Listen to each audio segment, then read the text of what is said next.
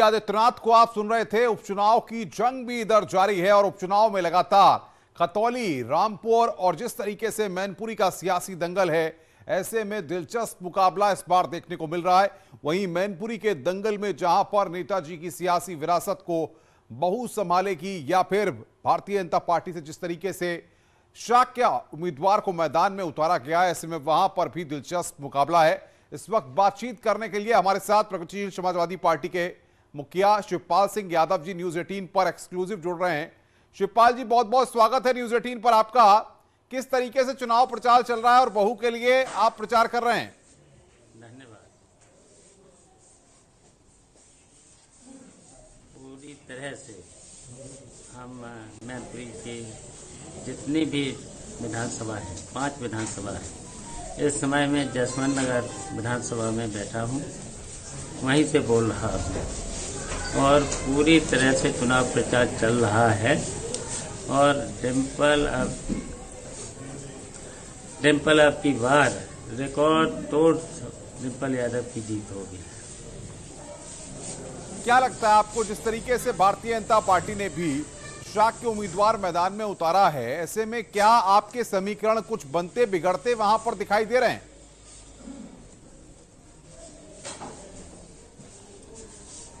देखिए, अब की बार ये सीट नेताजी की थी।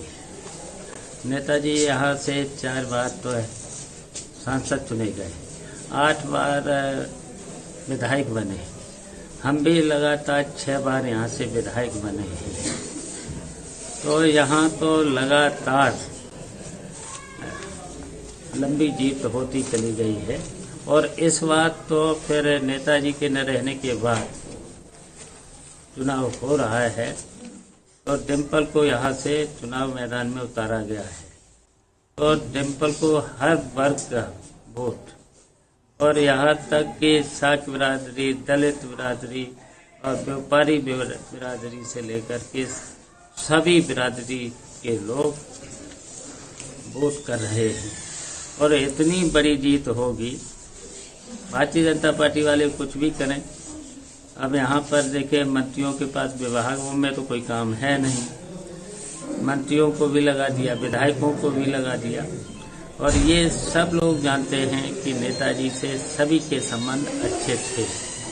और यहाँ पर जो भी मंत्री आते हैं, जो भी विधायक आते हैं, वे गुप्त रूप से डिम्पल का प्रचार करके चले जाते हैं। तो इस तरीके से भारी जीत डिम्पल यादव की होगी और सारे रिकॉर्ड आपकी बात टूटेंगे। बिल्कुल शिवपाल जी, लेकिन सबसे बड़ी बात यह है कि आज से 6 महीने पहले की परिस्थितियों को देखें या उससे पहले की परिस्थितियों को देखें तो यादव परिवार को लेकर के, एकजुटता को लेकर कई सवाल खड़े हो रहे थे।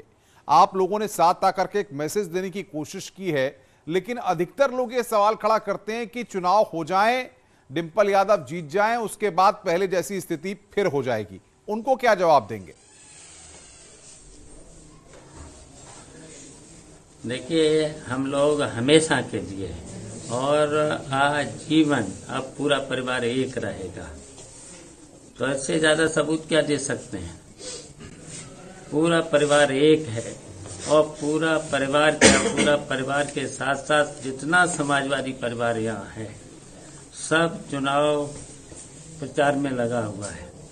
और आपकी कितना भी भारतीय जनता पार्टी के लोग प्रशासन के आधार पर अगर दबाव भी देते हैं, तब भी यहाँ के लोग, और जितने यहाँ पर मंत्री आएंगे, जितने भारतीय जनता पार्टी के विधायक आएंगे, उतने ही ज्यादा वोट डिम्पल यादव को मिलेगा। शिवपाल जी, जसवंत नगर से आप चुनाव जीते, समाजवादी पार्टी के सिंबल पर आप चुनाव जीते, तो जसवंत नगर को लेकर के जो तमाम कार्यकर्ता हैं, उनका उत्साह आप कैसा देख रहे हैं? क्योंकि जाहिर तौर पर 2 जगहों पर मैनपुरी लोकसभा में भारतीय जनता पार्टी के विधायक जीते हैं, तो वहां पर तो आपको मुकाबला दिख रहा होगा।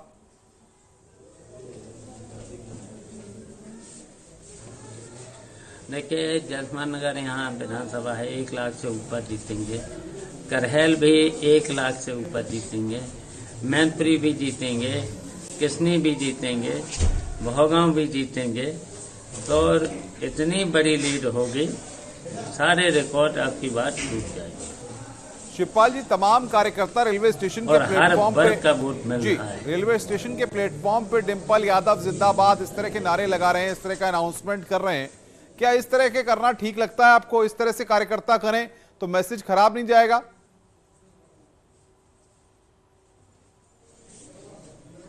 देखिए, इतना उत्साह है लोगों में, इतना उत्साह है क्योंकि ये नेताजी की सीट थी और नेताजी के न रहने पर पहली बार चुनाव हो रहा है। और ये तो आप लोगों ने देखा ही है, नेताजी के अंतिम दर्शन करने के लिए पूरा देश के लोग उमड़ पड़े थे और यहाँ के पूरी जनता उमड़ पड़ी थी।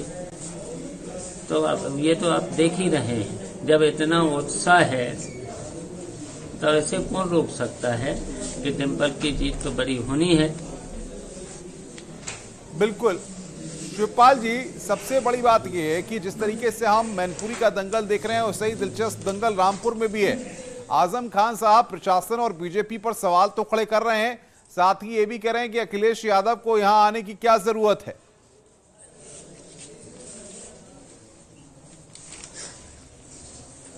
देखिए, पूरे प्रशासनिक और पुलिस के बल पर और पूरा प्रशासनिक, जब जिला प्रशासन, पुलिस, जिला प्रशासन और जब ये लगा दिए जाते हैं और जनता में टेरर फैलाते हैं, बूथ पे नहीं जाने देते हैं, तो उसकी वजह से कुछ भी कर लो रामपुर में। और यहाँ पर मैनपुरी में तो जितना प्रशासनिक अधिकारी अगर दबाव देंगे, पुलिस के लोग अगर दबाव देंगे, उतनी जनता यहाँ उत्साह में आकर के वोट करेगी। लेकिन सवाल ये है कि अगर प्रशासन पर, सत्ताधारी पार्टी के लोगों पर सवाल खड़े हो रहे हैं रामपुर में और ये कहा जा रहा है कि वहां पर निष्पक्ष तरीके से चुनाव नहीं हो रहा है, तो आप क्या कहेंगे? क्या समाजवादी पार्टी इसको लेकर चुनाव आयोग के दरवाजे पर जाएगी? देखिए, चुनाव आयोग की जिम्मेदारी है कि वो निष्पक्ष चुनाव कराए और जितने भी, चाहे जिला प्रशासन हो, चाहे डीएम साहब हो, चाहे एसएसपी साहब हो, चाहे कोई भी अधिकारी हो, इनको डायरेक्ट निर्देश होना चाहिए निष्पक्ष चुनाव कराने के। इसके लिए समाजवादी पार्टी के नेता आज भी आयोग में गए हैं, उनसे शिकायत करने गए हैं और पूरी तरह से कंप्लेंट करेंगे कि भाई निष्पक्ष चुनाव कराइए। शिवपाल जी, आपके मन में तमाम तरह की चीजें चल रही थी विधानसभा चुनाव से पहले और आपने कहा था कि कई कदम उठाऊंगा, तमाम चीजें थी, तो क्या अब इस एकजुटता के बाद ये मान लिया जाए कि शिवपाल यादव समाजवादी पार्टी में अपने एडजस्टमेंट से पूरी तरह खुश हैं? अब उनका कोई भी अगला कदम नहीं होगा, जैसा अखिलेश यादव कहेंगे वो वैसे ही करने वाले हैं? देखिए, मैंने जो निर्णय लेना था मैंने ले लिया और मैंने कहा कि हमेशा हमेशा हम समाजवादी पार्टी में ही अब रहेंगे।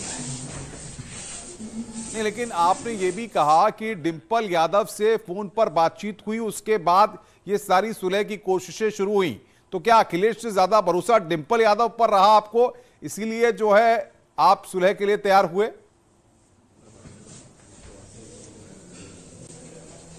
अखिलेश यादव पर भी मुझे भरोसा है, डिंपल पर भी है। जब मैंने अखिलेश यादव को नेता मान लिया है तो उसी पर हमारा पूरा भरोसा है। अब ऐसी कोई बात नहीं होगी, हम लोग मिल कर के ही रहेंगे और हमेशा हमने समाजवादी पार्टी में नेताजी के साथ काम किया है, उसी तरीके से अब हम समाजवादी पार्टी में हमेशा काम करते रहेंगे। शिवपाल जी, हमारे साथ जुड़ने के लिए, न्यूज़ 18 पर एक्सक्लूसिव बातचीत करने के लिए हमारे साथ बहुत बहुत शुक्रिया। विभाग